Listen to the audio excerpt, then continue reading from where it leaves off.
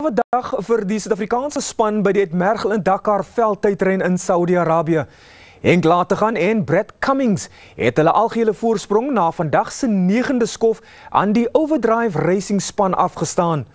Die Toyota Gazoo Racing span van Guy Bottrell en Dennis Murphy het boonop 'n noue ontkoming gehad. Hulle het ongedeerd uit die motor geklim nadat dit 'n paar keer gerol het. Die ongeluk het 'n einde aan hulle veldtog by vanjaar se tydren gemaak.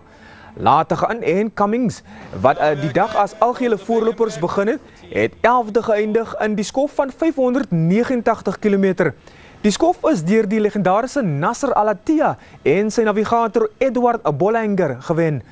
Guy Bottrell het na die skof gepraat oor die ongeluk waarin hy en Murphy betrokke was. The impact was huge. We rolled just over 500 meters, nose over back, 6th gear. Just devastated for the team, trying so hard. But anyway, Dennis and I walked away unharmed. Just shows you how strong and good the cars are. But yeah, that was huge. That was a big accident.